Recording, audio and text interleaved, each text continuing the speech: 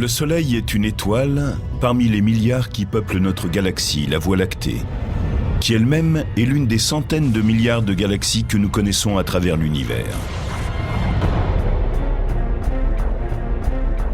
Le télescope Hubble nous permet de faire un magnifique voyage à travers les brumes de l'histoire. Grâce à lui, nous avons pu remonter le temps, quasiment jusqu'au fameux Big Bang. Chaque traînée de poussière, chaque bruit, chaque tache de lumière représente 1 million d'étoiles par ici et 1 milliard par là. Si nous voulons connaître notre place dans l'univers, il nous suffit de lever les yeux et de regarder loin, très loin, vers le royaume des galaxies extraterrestres.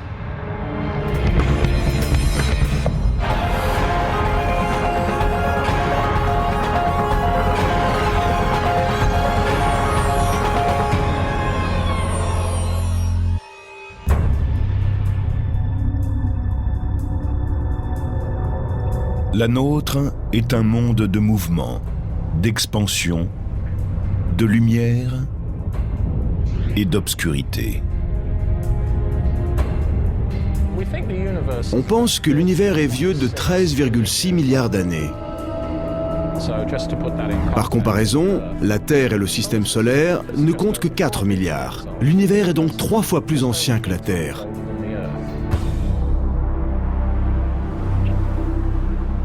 Aux confins du vide interstellaire, les étoiles distantes les unes des autres sont rassemblées par la force de la gravitation, dont la poigne de fer s'exerce sur de grandes distances.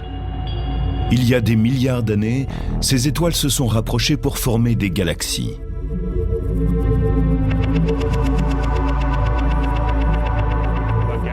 Une galaxie est un rassemblement de centaines de milliards d'étoiles. Elles sont éloignées les unes des autres et ne se touchent jamais. Si on admet qu'elles font partie d'un même groupe, elles sont en même temps très distantes. Les galaxies me stupéfient. Ce sont des monstres. Elles sont incroyablement énormes. En admettant que le Soleil soit de la taille d'un point sur une page, le point du i par exemple, qu'il soit grand comme ça, notre galaxie, elle, serait de la taille des États-Unis. Elles sont gigantesques. Les astronomes ont toujours su que ce ruban d'étoiles et de poussière, qui semblait encercler le ciel au-dessus d'eux, avait quelque chose de remarquable. Voici notre galaxie, une traînée blanche appelée la Voie lactée. Ce ruban de lumière formé par le scintillement de centaines de milliers d'étoiles, invisible individuellement à l'œil nu, a été ainsi nommé par les Grecs. Ils trouvaient qu'il ressemblait à un fleuve de lait, alors ils l'ont appelé la Voie lactée. Il y a une centaine de milliards d'étoiles dans notre galaxie et des centaines de milliards de galaxies que nous pouvons observer dans l'univers. Autrement dit, il y a plus d'étoiles que de grains de sable sur les plages de notre planète.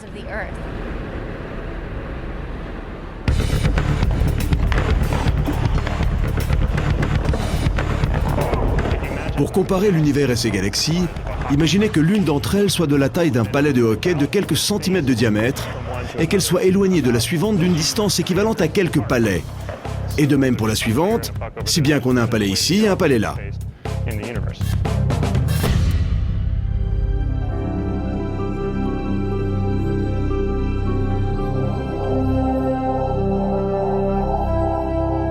Les images du télescope Hubble nous montrent la grande variété des galaxies extraterrestres.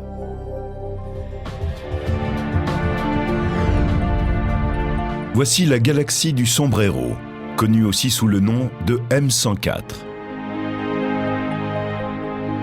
C'est l'un des objets les plus massifs d'un groupe gigantesque de galaxies. Sa masse équivaut à 800 milliards de fois celle du Soleil.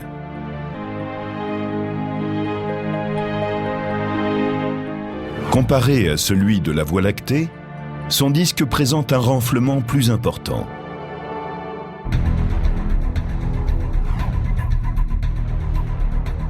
Cette image de la galaxie du Sombrero est un exemple parfait de ce que l'on obtient en combinant les possibilités de 3 des plus grands télescopes dont nous disposons à l'heure actuelle. L'observatoire spatial à rayons X Chandra a pris une image des rayons très puissants émis par la galaxie du Sombrero. Le télescope Hubble, lui, a pris une image optique de la lumière qui parcourt des années-lumière avant de parvenir à la Terre.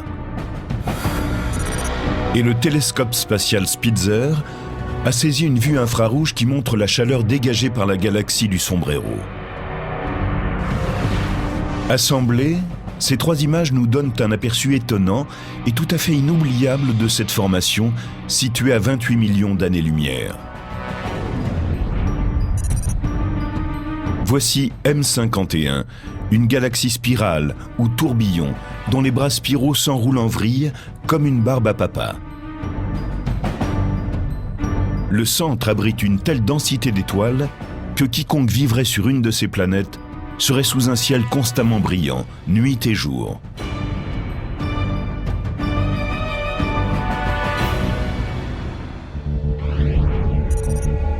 Centaurus A est une galaxie qui émet d'énormes quantités d'ondes radio.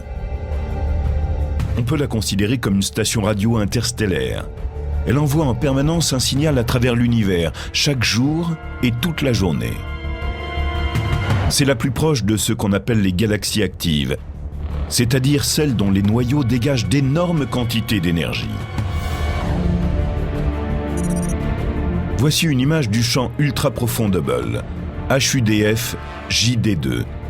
Obtenue à partir du télescope spatial Hubble, elle nous montre combien l'univers est vaste et comment ces espaces lointains sont loin d'être vides. En observant jusqu'aux confins de l'univers, vous remontez le temps. Vous retournez jusqu'au moment où elles étaient jeunes, où elles n'avaient que quelques pourcents de leur âge actuel. Le champ ultra-profond d'Hubble permet comme une percée dans le temps. Il nous montre les galaxies telles qu'elles étaient avant que nous n'existions, avant même le système solaire et bien sûr avant la naissance de la Terre. Celle-ci est âgée de 4 milliards d'années et les galaxies de 13 milliards. La lumière les a désertées avant même la formation de notre planète. La grande galaxie qui est la plus proche de la Terre, la galaxie d'Andromède, est distante de près de 2 millions d'années-lumière. Donc la lumière venue d'Andromède met 2 millions d'années pour arriver chez nous. Si bien que quand on observe cette galaxie, on la voit telle qu'elle était il y a 2 millions d'années. Et c'est une des plus proches de nous. En regardant plus loin dans l'espace, on remonte plus loin dans le temps.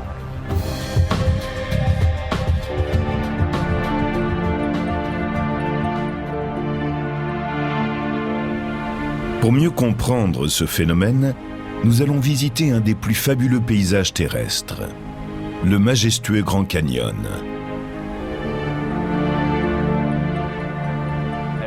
Quand vous regardez les couches en partant du haut vers le bas, vous voyez des pierres de plus en plus vieilles. Donc on peut dire quel était leur environnement. Ainsi, on peut découvrir l'histoire géologique de cette région et ce qu'était notre planète il y a des millions d'années. De même, en regardant des étoiles de plus en plus éloignées de la Terre, les astronomes peuvent comprendre l'évolution de ces astres dans l'univers. Depuis les premiers jours de l'astronomie galactique, les observateurs ont remarqué que les galaxies avaient une grande variété de tailles et de formes. Les deux principaux types de galaxies sont les galaxies spirales, comme notre Voie lactée, qui possèdent des bras spiraux sur un disque fin, et les galaxies elliptiques, qui sont sphériques ou en ellipse et qui n'ont pas de bras. Les galaxies spirales comprennent beaucoup de gaz et de poussière, et de nouvelles étoiles s'y forment aujourd'hui encore. Les galaxies elliptiques, par contre, semblent avoir achevé il y a bien longtemps de produire des étoiles. Il existe aussi des galaxies, qu'on appelle irrégulières, qui comprennent généralement beaucoup de gaz et de poussière, mais sous forme de jolies spirales. Aujourd'hui, il est plus facile pour les spécialistes de poursuivre leurs recherches sur les signaux émis au centre d'amas d'étoiles très éloignés de la Terre. Car des noyaux instables et tumultueux évoluent au centre de nombreuses galaxies extraterrestres. Ils génèrent une énergie qui peut dépasser celle produite par l'ensemble des étoiles de leur galaxie. Ce sont les noyaux galactiques actifs.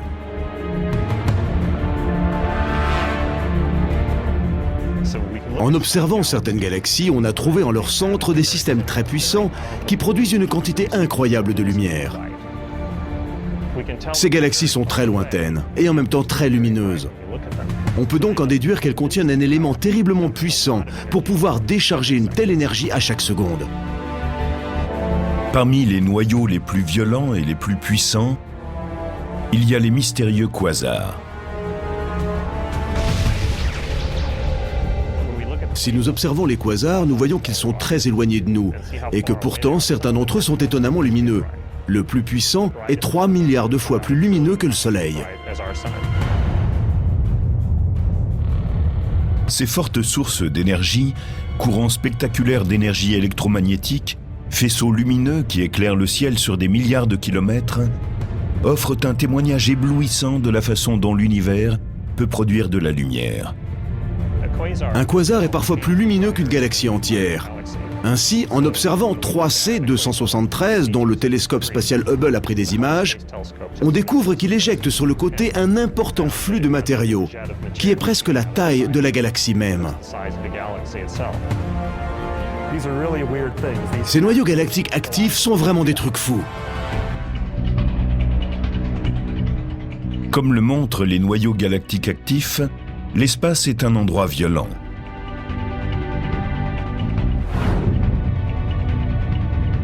Et de temps en temps, une énorme collision se produit dans notre jardin.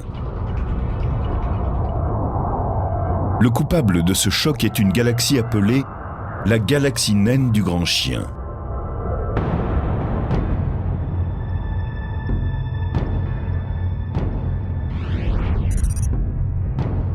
Comme le suggère leur nom, les galaxies naines sont très petites, ce qui les rend encore plus difficiles à détecter.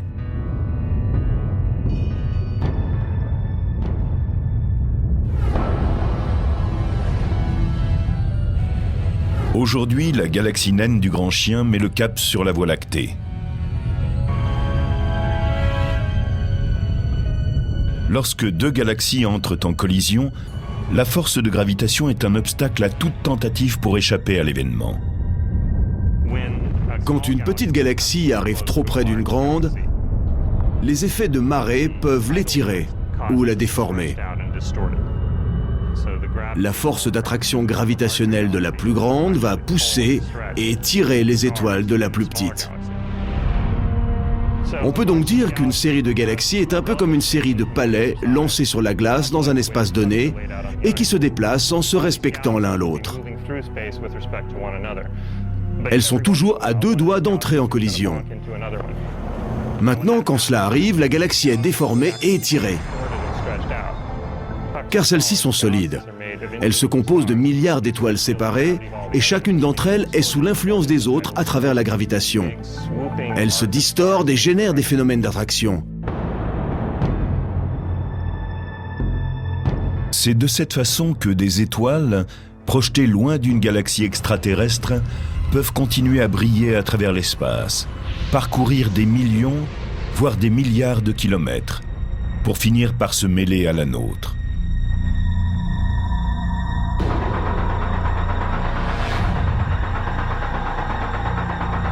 Mais pourquoi ces étoiles avancent-elles ainsi, lentement, pour se rassembler? Comment la matière et la masse de l'univers ont-elles fusionné pour former ces structures spectaculaires? Pour trouver une réponse, nous devons remonter le temps, partir des millions et même des milliards d'années en arrière, pour atteindre enfin un lieu où la matière, l'espace et le temps sont compressés et compactés en un point infiniment petit. C'est une particularité de la gravitation qui ouvre des espaces infinis. C'est ce point qui a explosé lors du spectaculaire Big Bang.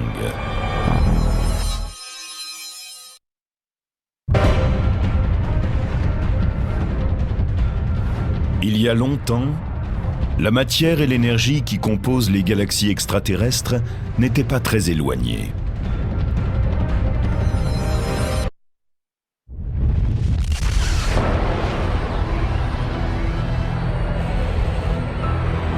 Tout ce qui est ensuite devenu une galaxie extraterrestre est issu d'un événement lié aux spécificités de la force gravitationnelle, que l'on connaît sous le nom de Big Bang.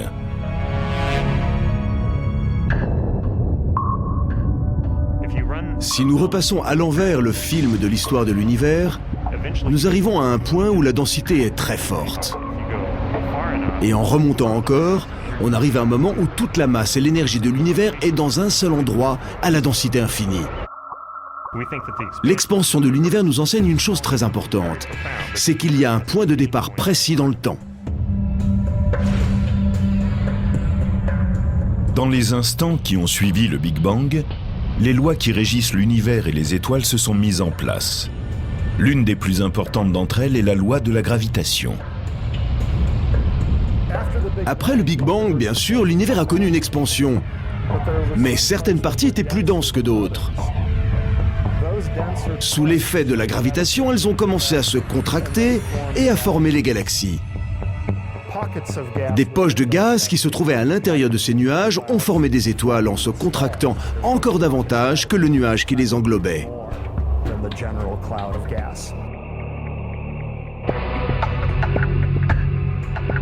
Il a fallu des centaines de millions d'années pour que la première galaxie soit entièrement formée.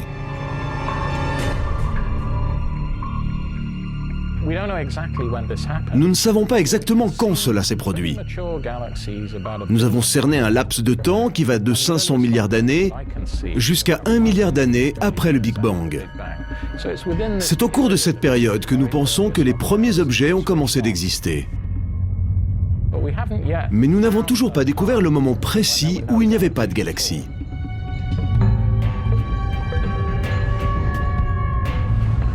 Pour en apprendre davantage sur les galaxies extraterrestres, il faut d'abord résoudre les nombreux mystères qui entourent encore la place de la Voie lactée dans l'univers. Quand nous regardons notre galaxie, la difficulté est d'aller vers l'extérieur. Nous ne pouvons voir que ce qui est visible de l'intérieur. De plus, la poussière et les gaz obstruent notre champ de vision, si bien qu'à partir de notre position dans la Voie lactée, nous ne pouvons pas voir des points éloignés dans toutes les directions. Nous pensons que la Voie lactée est une galaxie spirale barrée.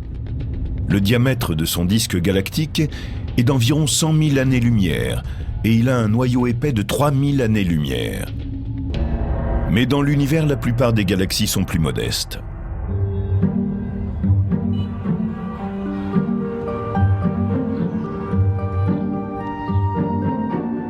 La Voie lactée et un certain nombre de galaxies extraterrestres ressemblent à des villes avec un noyau central dense et des banlieues plus espacées.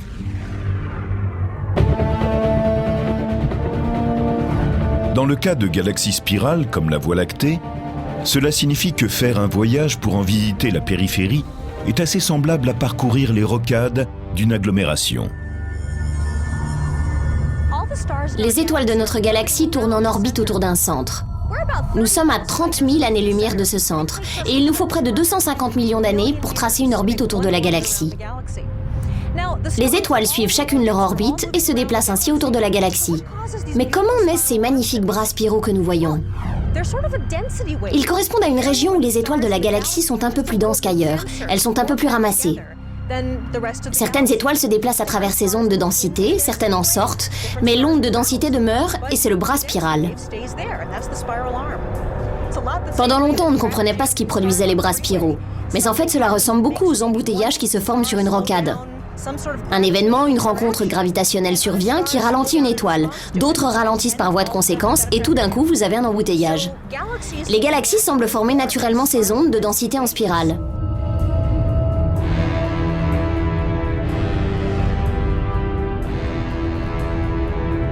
À 2,5 millions d'années-lumière de là, une autre galaxie menace la nôtre.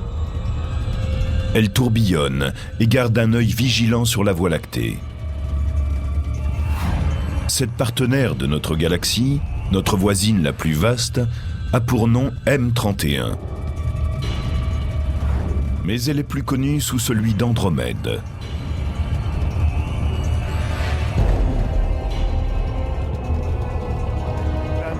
Andromède est de la même taille que la Voie lactée. Elle a un diamètre d'environ 100 000 années-lumière. C'est une galaxie spirale. Peut-être sa formation d'étoiles est-elle un peu moins active aujourd'hui que celle de la Voie lactée, mais elles sont assez semblables. Andromède est sans doute le produit de plusieurs galaxies plus petites qui se sont agglutinées, ou de galaxies qui avec le temps sont entrées en interaction. C'est une de ces galaxies plus petites qui pourrait être à l'origine du noyau double d'Andromède, composé de 2 énormes amas d'étoiles que l'on a observés en son centre. De la Terre, nous avons, depuis des siècles, un œil sur notre voisine, riche de trillions d'étoiles. Des textes persans du Xe siècle mentionnent déjà ce petit nuage dans le ciel. Mais à l'époque, on ne disposait d'aucun moyen pour savoir qu'Andromède est une galaxie tout à fait indépendante, située à 2,5 millions d'années-lumière de la nôtre. Cela fait d'elle l'objet le plus lointain qui nous soit visible à l'œil nu.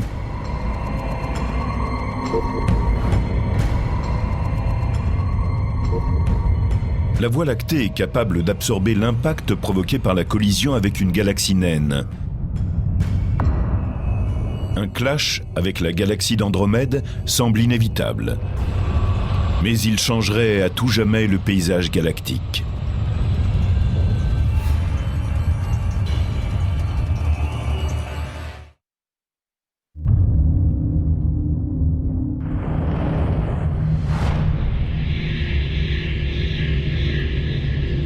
La gravitation, la force la plus répandue dans l'univers, rapproche sans cesse les deux galaxies.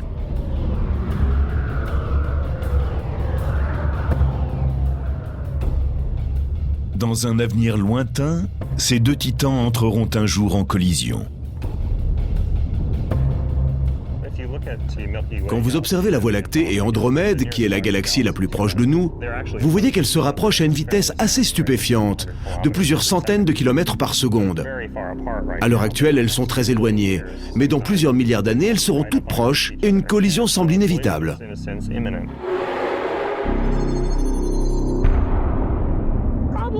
Il est peu probable qu'une étoile en frappe réellement une autre.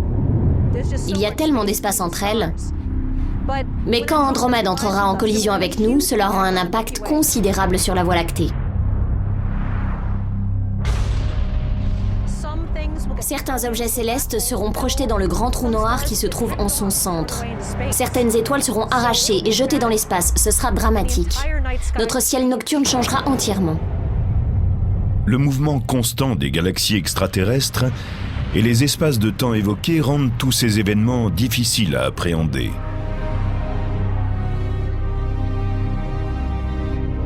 Andromède est assez près de la Voie lactée pour que sa force d'attraction gravitationnelle rapproche les deux galaxies.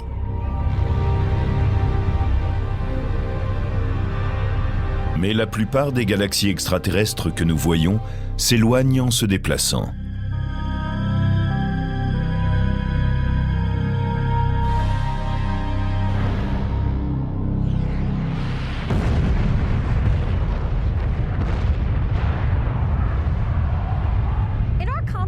Pour utiliser une expérience connue, tout explose à partir du centre, comme dans une bombe.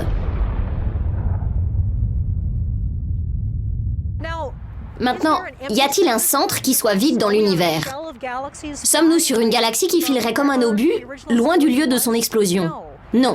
Et c'est cela qui est stupéfiant. Dans notre univers, l'espace même est en expansion. Chaque petit morceau d'espace, celui qui est là entre mes mains, est soumis à une pression interne qui le pousse à se dilater. C'est celle-ci qui a été détectée pour la première fois par l'astronome Edwin Hubble et qui est à l'origine d'une grande partie de l'astronomie moderne. L'univers se dilate avec le temps et l'espace lui-même se développe. Maintenant, prenons un exemple unidimensionnel comme celui-ci. Disons que nous avons là un univers dans lequel les balles de ping-pong placées le long de ce tuyau en caoutchouc sont les galaxies. Je peux étirer le tuyau et alors toutes les galaxies s'écartent les unes des autres. Vous voyez ? En fait, si nous concentrons notre attention sur celle qui est la plus éloignée, nous voyons qu'elle se déplace plus vite que celles qui sont plus rapprochées.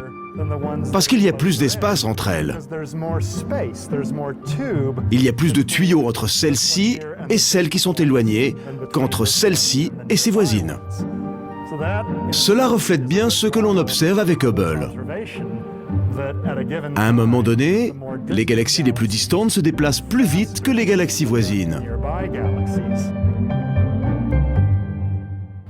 Notons aussi qu'aucune galaxie ne peut se proclamer le centre de l'univers.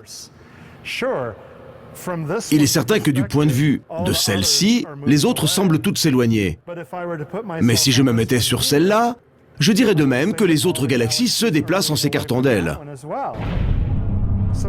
Donc, quelle que soit la galaxie où vous êtes, vous voyez les autres s'éloigner de vous. C'est ce qui arrive dans un univers en constante expansion. Aucune galaxie ne peut prétendre être le centre de l'univers.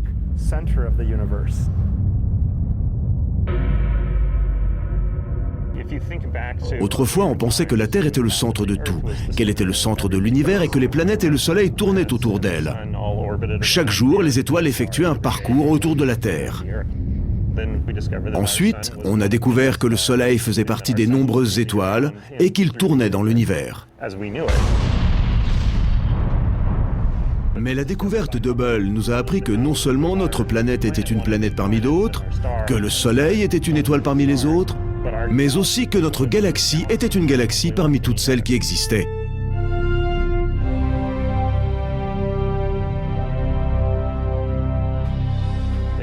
Cela a véritablement changé notre conception du monde et notre place dans l'univers, de nous rendre compte que notre galaxie n'était qu'une galaxie ordinaire. Que trouve-t-on dans notre voisinage? Partons à la rencontre des galaxies de notre région, un groupe en constante expansion. Les galaxies qui nous entourent forment un petit groupe d'une trentaine de galaxies. La Voie lactée et Andromède, appelées aussi galaxie M31, sont les deux plus importantes. La plupart des autres sont de petites galaxies naines.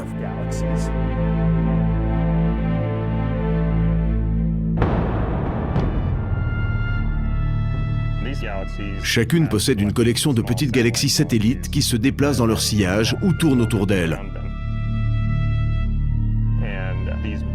Les deux grandes galaxies sont sous l'influence de leurs masses respectives. Donc les petites tournent autour des grandes et les grandes tournent en quelque sorte l'une autour de l'autre. Nous avons un groupe d'une trentaine de galaxies qui tournent autour d'une masse commune centrale.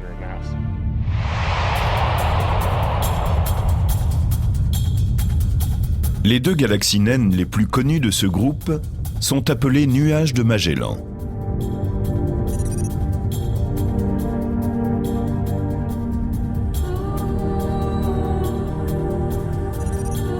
Les spécialistes pensent aujourd'hui qu'elles tournent autour de la Voie lactée, en raison de l'effet de marée de notre galaxie.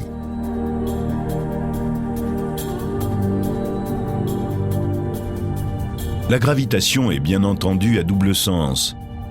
On pense aussi que la force gravitationnelle de ces nuages de Magellan aurait déformé certaines parties de notre disque galactique.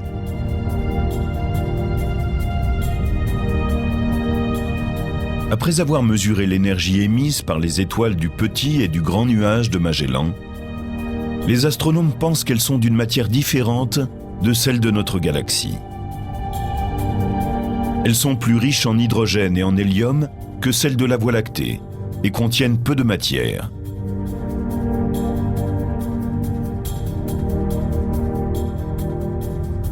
Les spécialistes pensent que cela prouve que les étoiles des nuages de Magellan sont plus récentes.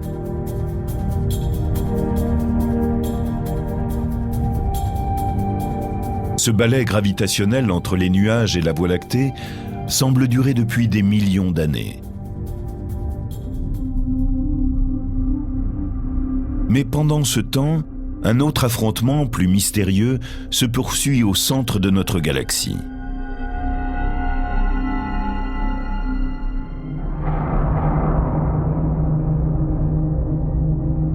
En allant vers son centre, une fois que vous avez traversé les poussières, les gaz et dépassé les étoiles les plus anciennes, vous trouvez quelque chose d'effrayant, un endroit où les lois de l'espace et du temps n'ont plus cours.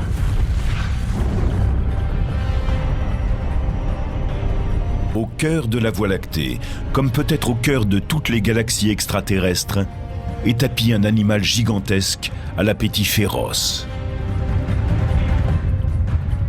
Une bête sauvage à laquelle rien ne peut échapper.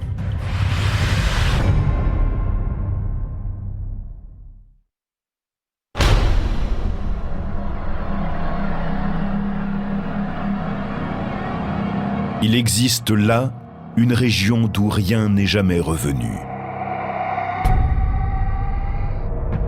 Un point de non-retour, un immense trou noir.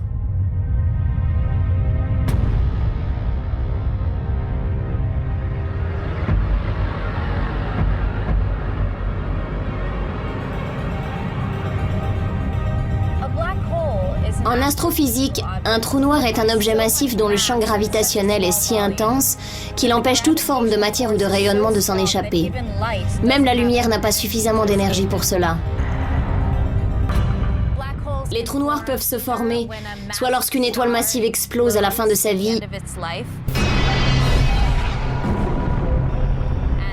le cœur de l'étoile s'effondre alors dans un trou noir.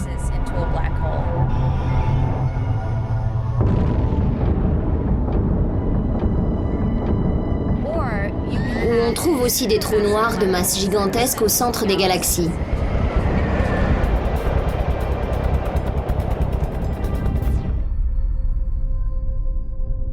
Quelle est leur masse? 3 à 4 millions de fois celle du Soleil.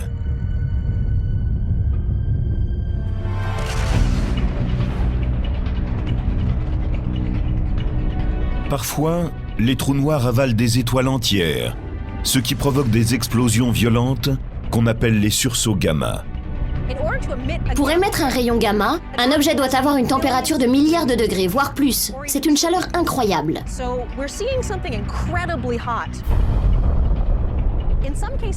Dans certains cas, les galaxies en cause étaient à 10 milliards d'années-lumière. Mais le sursaut gamma a été tellement lumineux qu'en étant au bon endroit à ce moment-là, on aurait pu voir une lumière avec une paire de jumelles, les dernières lueurs des rayons gamma. Avec des jumelles, on pouvait voir ce qui se passait à l'autre bout de l'univers, à 10 milliards d'années-lumière. Vous imaginez la force de l'explosion ?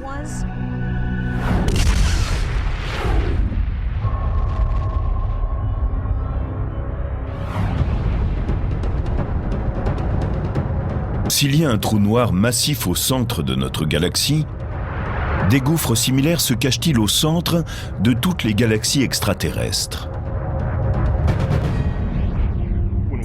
Tout récemment, en observant les galaxies voisines, nous avons découvert que la plupart d'entre elles semblaient avoir en leur centre d'immenses trous noirs qui seraient des millions, voire des milliards de fois plus grands que le Soleil. Il semble que ce soit un phénomène très répandu.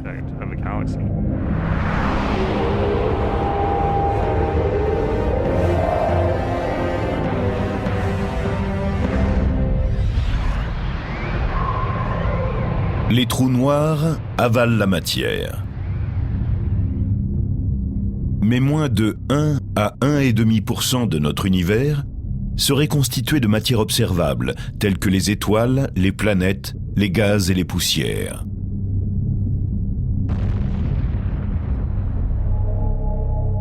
Alors, que représente aujourd'hui tout ce qui a été créé à la suite du Big Bang ?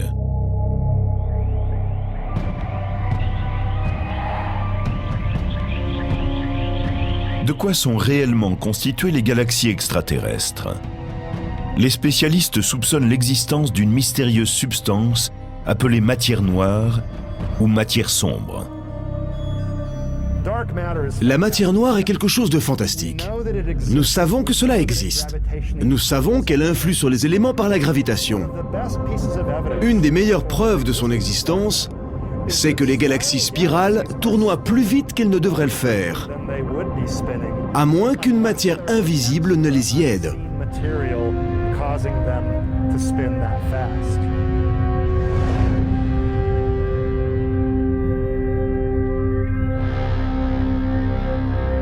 Richard Ellis, professeur à l'Institut californien de technologie, a inventé une nouvelle technique pour cartographier l'univers en 3 dimensions, y compris la matière noire.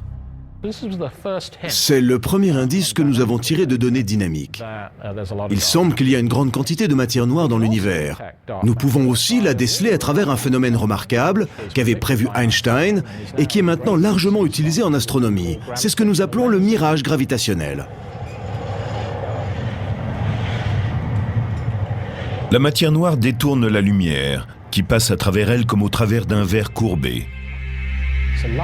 Les éléments lumineux sont détournés par la matière. Donc, quand nous observons ce phénomène, nous pouvons en déduire une forte présence de matière noire. Nous n'avons pas besoin de voir directement la matière noire. Elle ne brille pas, elle ne disperse pas la lumière, mais nous pouvons déduire qu'elle est présente en voyant son effet sur les rayons qui la traversent. Ainsi, nous savons qu'elle est là. Et nous pouvons établir des cartes qui indiquent comment elle se répartit sans même la voir. Un autre avantage du mirage gravitationnel, c'est qu'il agit comme une lentille qui magnifie les choses. Si bien que lorsqu'on regarde à travers lui, les objets sont plus grands et plus lumineux qu'ils ne le seraient sans lui.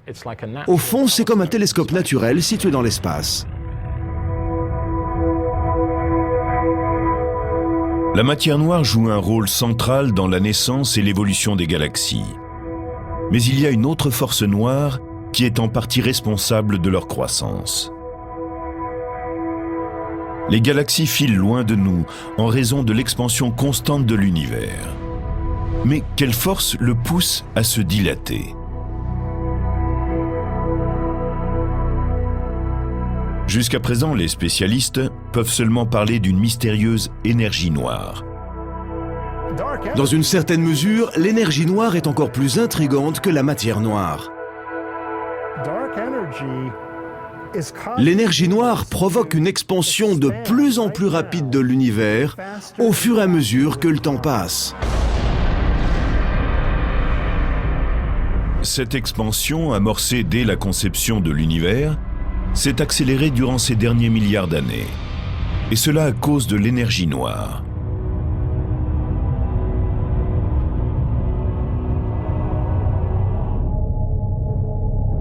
Par nature, la force gravitationnelle, qui rassemble les galaxies, faiblit avec le temps et l'espace entre elles s'agrandit.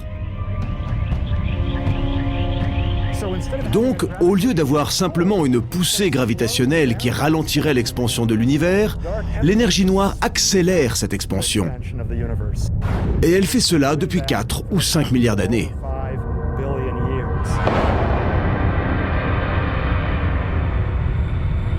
Dans quelques milliards d'années, le destin de l'univers et les conséquences de ces trous noirs, de la matière noire et de l'énergie noire sur l'humanité seront enfin évidentes.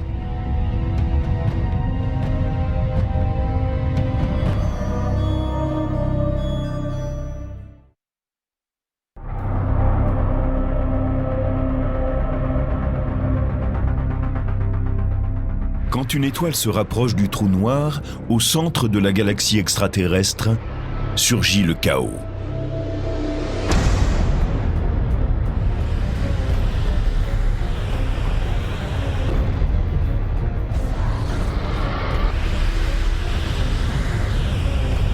C'est une des découvertes de la mission spatiale Galex, qui a pour but de retracer l'évolution des galaxies.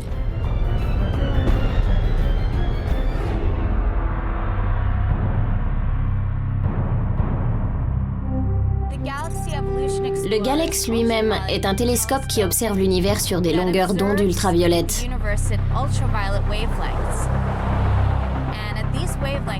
Il permet d'étudier les jeunes étoiles, ainsi que leur formation, en remontant jusqu'à la moitié de l'âge de l'univers, c'est-à-dire il y a des milliards d'années. Mais avec ce télescope, nous cherchons aussi les éclairs lumineux qui se produisent quand une étoile est avalée par un trou noir. À ce moment-là, l'étoile ne peut tenir plus longtemps. Elle est déchirée en morceaux et son gaz plonge dans le trou noir. Une partie de ce gaz va être éjectée du système à grande vitesse, mais une autre partie va plonger dans le trou noir. Au cours du processus, il sera porté à une très haute température et produira un éclair lumineux de rayons ultraviolets et de rayons X. Grâce à Galex, Suvi Guézard et d'autres chercheurs peuvent surveiller tout ce qui se passe, à une distance de 4 millions d'années-lumière.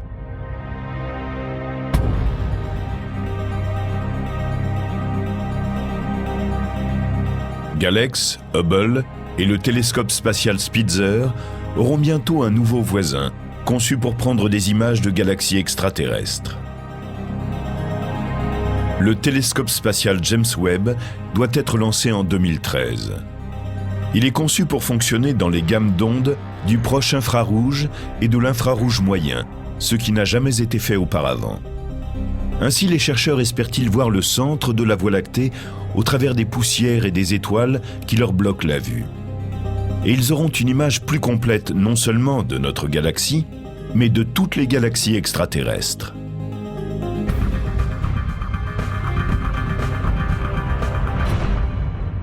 Le télescope James Webb diffère du télescope Hubble pour 2 raisons. D'abord, il est plus puissant car son miroir est plus grand. Ensuite, il travaille sur des gammes d'ondes infrarouges légèrement plus fines. Ce qu'ont en commun Hubble et Webb, c'est la capacité à voir à travers les turbulences atmosphériques, qui empêchaient jusque-là les astronomes de prendre des images parfaites de 95% du ciel. L'atmosphère de la Terre est pleine de turbulences. Elle brouille les images des étoiles. Si la Terre n'avait pas d'atmosphère, nous pourrions les voir comme des points lumineux parfaitement dessinés. Mais en traversant l'atmosphère, la lumière se déforme et devient une tache confuse. Il y a 2 façons de résoudre le problème. L'un consiste à aller dans l'espace. L'autre est de fixer le télescope au sol et d'effacer les effets des turbulences. C'est une technologie qu'on appelle l'optique adaptative. Le système d'optique adaptative prend des images d'une galaxie grâce aux reflets lumineux renvoyés par un autre objet éclairé, comme une grande étoile proche. Pour effectuer un relevé d'optique adaptative, vous avez besoin d'une étoile très grande parce que vous faites vos mesures de l'atmosphère 100 ou 1000 fois par seconde. Il vous faut donc observer un objet très vaste. Dans des lieux comme l'observatoire Keck à Hawaï, les systèmes d'optique adaptative utilisent un rayon laser pour créer la lumière nécessaire aux prises de vue. Vous pouvez le diriger vers n'importe quel point du ciel. Et au lieu de n'en voir qu'1%, vous en verrez quasiment la totalité. Et vous disposerez d'une très haute résolution d'image. Ainsi, grâce à l'optique adaptative, vous faites des images 10 à 20 fois plus précises à partir du sol. Ce n'est qu'un des outils conçus pour ramener sur Terre des données fantastiques sur les galaxies extraterrestres.